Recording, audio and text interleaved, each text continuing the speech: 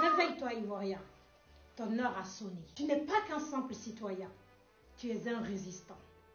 Car tu baignes dans de l'eau pure, décantée et stérilisée par de braves soldats anticolonialistes. Des hommes qui, depuis la fin du 19e siècle, n'ont jamais cessé de dire non à l'intrusion et l'installation du colon en Côte d'Ivoire. Sois fier de toi, Ivoirien. Brandis ton drapeau. Chante ton hymne. Vocifère et hurle au nom de ta devise, qui est union, discipline et travail. Un peuple uni ne se décourage pas. Une nation disciplinée ne s'agenouille pas.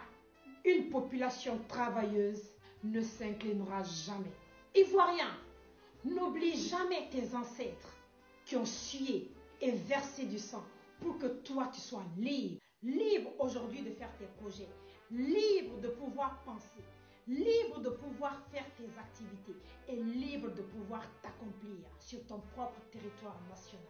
En ce 7 août, fais flotter ton drapeau avec ses couleurs sacrées, teintées de mémoire. Des couleurs qui, adoptées depuis le 3 décembre 1959, ne sont pas le fruit d'un simple hasard, mais celui de l'essence même de ta souveraineté et de ta richesse naturelle. L'orange qui symbolise la savane et l'énergie du peuple.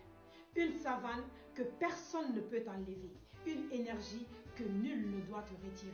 Le blanc qui symbolise la paix, cette paix qui a toujours été une identité ivoirienne.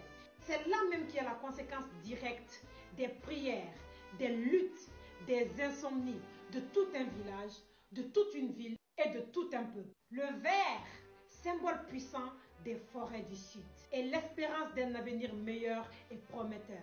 En cet avenir, tu dois y croire. En cet avenir, tu dois t'y accrocher. Car tu n'es pas n'importe qui. Tu es un Ivoirien. Te rappelles-tu de Zokou Beli, chef guerrier de l'ethnie Bété dans la région du Daloa? Pendant l'intrusion coloniale, Zokou Beli a accueilli les colons, croyant à une sincère amitié et une coopération gagnant-gagnant. Mais lorsqu'il comprit leur plan macabre et leur égoïste inné, Zokou Beli n'hésita pas une seule seconde de se retourner contre les impérialistes, ceux-là même qui ont envahi la Côte d'Ivoire sans le consentement de nos ancêtres. Il résista durant plusieurs années et nombreux sont ses partisans qui ont été victimes d'exécutions massives. Mais cela n'a jamais empêché ce résistant de continuer à se battre pour que vous, aujourd'hui, vous puissiez vous sentir libre. Nous n'allons jamais oublier les intellectuels, syndicalistes, politiciens ivoiriens qui n'ont aussi ménagé aucun effort pour que la Côte d'Ivoire ne continue pas dans cette soumission-là. As-tu déjà oublié Victor Biakaboda, l'une des plus belles étoiles qui a brillé dans le ciel ivoirien? Victor Biakaboda était un médecin politicien.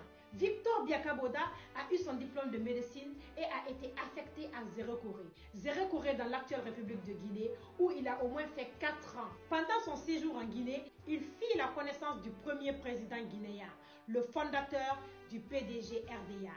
Ahmed Sékou Touré. Cette connaissance avec ce dernier a été un tournant décisif dans la carrière politique de Biakaboda. Il était vu d'un mauvais œil depuis la Guinée par ces impérialistes-là. Une fois en Côte d'Ivoire, il se rapprocha de Félix Houphouët-Boigny, le fondateur de la section ivoirienne du RDA, nommé PDC RDA. Victor Biakaboda n'était pas cet homme hypocrite. Sa lutte était pour une indépendance totale et non partielle. Victor Biakaboda n'a jamais pensé à sa personne. Il a d'abord pensé aux Ivoiriens. Il a été catégorique et voulait le déguerpissement total et complet des colons français sur les terres ivoiriennes.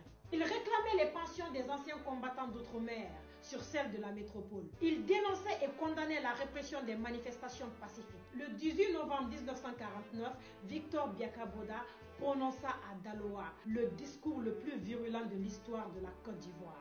Et malheureusement, il avait déjà scellé son sort. Dans la nuit du 27 au 28 janvier 1950, il fut assassiné à Boisflé par des supplétifs syriens de l'armée coloniale française, dans des conditions pénibles et rabaissantes. Il ne faut surtout pas oublier la lutte des dames fortes, les femmes battantes au vrai sens du mot, des femmes courageuses qui ont marché pendant 48 heures, réclamer la liberté de ces politiciens qui n'avaient rien demandé. Ces femmes ont contourné toutes sortes de barrages routiers, des menaces de répression, mais elles ont décidé de rester féroces, de rester intactes, de rester focus. Elles sont passées par des plages et des forêts. À l'approche de la prison du Grand Bassam, furent réprimées avec des matraques, assommées par de violents coups, battues jusqu'à ce que certaines soient ensanglantées. Parmi ces femmes, nous pouvons citer entre autres Marie Corée, Odette Yassé, Awa Keta et plus de 2000 autres femmes courageuses, invincibles, qui ont dit non et ont continué à soutenir avec vivacité leurs époux, amis et collègues pour le déguerpissement de la France en Côte d'Ivoire. Toutes ces personnes citées en amont ont pleuré, ont prié, ont espéré. Ces personnes voulaient d'une seule chose, ta souveraineté et ta liberté, toi Ivoirien. Alors en ce 7 août, n'oublie pas de célébrer le père de la nation ivoirienne, le symbole vivant du pacte de stabilité et de paix. Il a été celui-là, de par sa diplomatie, qui a d'abord obtenu l'abolition des travaux forcés en Côte d'Ivoire pour ensuite retirer l'indépendance de la Côte d'Ivoire dans les mains des impérialistes. Sur ce, bonne fête d'indépendance à tous les Baoulés, à tous les Yakuba, à tous les Malinké, à tous les Gourous, à tous les Bang, à tous les Sénoufous. Bonne fête à mes frères et soldats ivoiriens. Aujourd'hui, le 7 août, laissez-moi vous dire que vous êtes les meilleurs. Meilleurs en influence, parce que vous avez les plus grands influenceurs. Meilleurs en coaching, parce que vous avez la plus grande coach. Vous êtes meilleurs en art, parce que vous avez les plus grands artistes. Vous êtes meilleurs dans l'humour, parce que vous avez les plus grands comédiens. Vous êtes meilleurs dans tout, parce que vous avez un bon cœur, parce que vous êtes les nationaux du pays de l'espérance, de la paix et de l'hospitalité.